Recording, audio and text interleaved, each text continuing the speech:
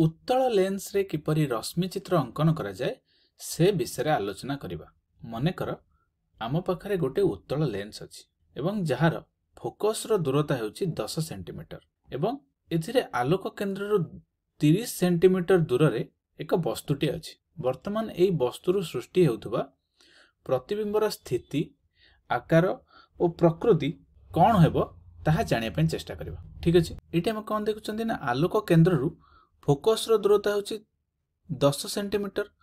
ताहले मु जदि 2f अंकन करची ताहले f रो 2f मध्ये 10 सेंटीमीटर हो, तो टोटली ऊपर आलोक केंद्र रु 2f रो दूरता हो 20 सेंटीमीटर।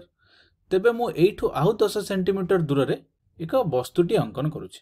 ठीक अछि, तेबे ए वस्तुटीर प्रतिबिंब केउंठी सृष्टि हेबो ताहार आकार और प्रकृति कौन हेबो ताहा जानिया पे प्रथमे रश्मि चित्र अंकन करिबा। एटी देखो आमे तीन प्रकार रश्मि चित्र अंकन करि परिबा। कोन कोन ना प्रथमत आमे एक रश्मि अंकन करिबा जहा कि प्रमुख अक्ष को समांतर भाव रे गति करूची एवं ताहा जते बेले लेंस मध्य दे गति करूची ताहा केंद्र अभिमुख रे गति करी फोकस मध्य दे पास करूची। काहे कि ना आमे जानि छंती उत्तल लेंस आलोक रश्मि को केंद्राभिमुखी करे, तेणु उत्तल लेंस को आमे केंद्राभिमुखी बा अभिसारी लेंस बोली कहिथांती। ठीक अछि, वर्तमान मु आउ एक रश्मि अंकन करूची जहा आलोक केंद्र मध्य दे गति करूची। ठीक अछि, एवं आमे जानि छंती आलोक केंद्र मध्य दे गति करूथबा रश्मिटी जेउ दिगरे जाई थाए ठीक सही दिगरे प्रत्यावर्तन करथाए बा एहार पथरे कोनोसी विपथन होई न थाए। तेबे मु आउ एक रश्मि अंकन करूची जहा कि फोकस मध्य दे गति करी जते बेले लेंस मध्य अतिक्रम करछि ताहा पुनश्च प्रमुख अक्ष को समांतर भाव रे गति करछि। जदि आमे एटी लक्ष्य करिबा एई तीनोटी रश्मि एई बिंदु रे परस्पर को स्पर्श करछन्ती, ताहले मु कहि परिबी एही बिंदुटी रे प्रतिबिंबटी गठन हेबो एवं प्रतिबिंबटी किछि एई परि देखा जिवो। तो आमे एटी कोन लक्ष्य कले प्रतिबिंबटी वस्तु ठारू अत्यंत क्षुद्र अटे एवं एहा ओलटा। आमे जानछंती ओलटा प्रतिबिंब गुड़िक वास्तव अटे। तेबे आमे कहि परिबा जदि 2f ठारू दूर रे आमे एक वस्तुटे रखुचंती जेउ प्रतिबिंबटी गठन हेबो ताहा क्षुद्र वास्तव एवं ओलटा हेबो। ठीक अछि, वर्तमान भिन्न भिन्न दूर रे आमे वस्तुटी को रखी केउ प्रकार प्रतिबिंब गठन हेबो बा प्रतिबिंबर स्थिति आकार और प्रकृति कौन हेबो से विषय रे जानिया पय चेष्टा करिबा।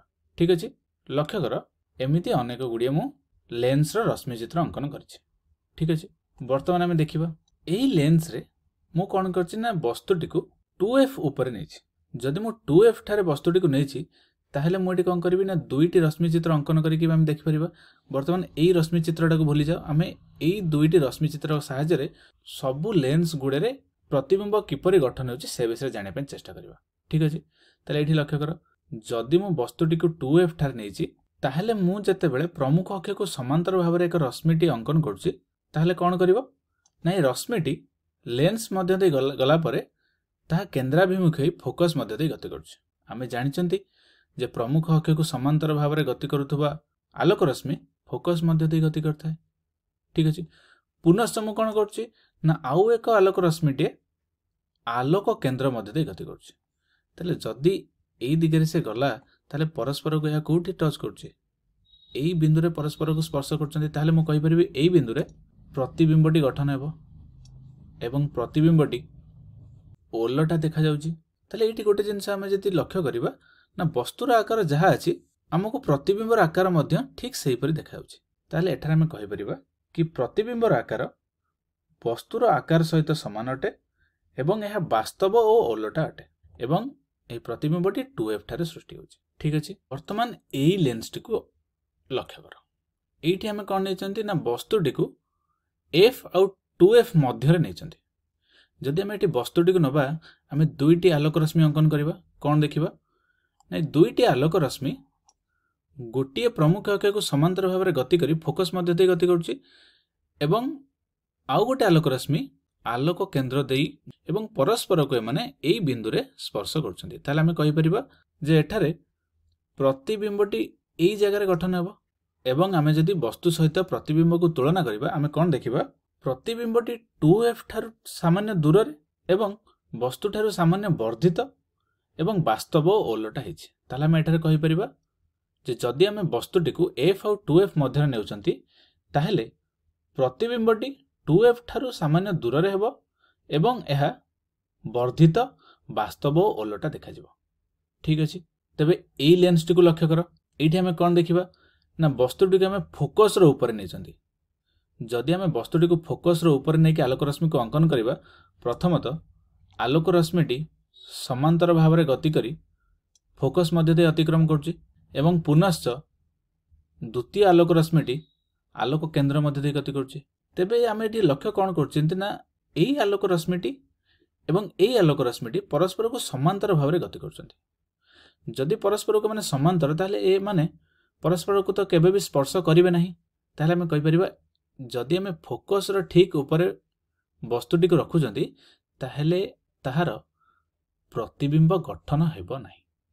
ठीक अछि, परिशेष रे एई उत्तल लेंस टी को लक्ष्य कर। एठी हमें कोन करचंती ना वस्तुटी को फोकस आ आलोक केंद्र ठीक मझी रे नेचंती। तेबे हमें कोन करिबा ना दुईटी आलोक रश्मि अंकन करिबा। कोन कोन ना गोटिए प्रमुख अक्ष को समांतर भाव में गति करछि एवं फोकस मध्य दे अतिक्रम करछि एवं अन्य एक आलोक रश्मि आलोक केंद्र मध्य दे गति करछि। ठीक अछि, तो एमाने एठी तो परस्पर को स्पर्श करनांती। जदि आमे एहा को विपरीत दिगरे सामान्य वर्धित कर देखिबा ताले हम कोन देखिबा एमाने पछ पार्श्व रे जाई कि एठी परस्पर को स्पर्श करचंती। ताहेले ताने एई बिंदु रे प्रतिबिंबटी गठन हेबो।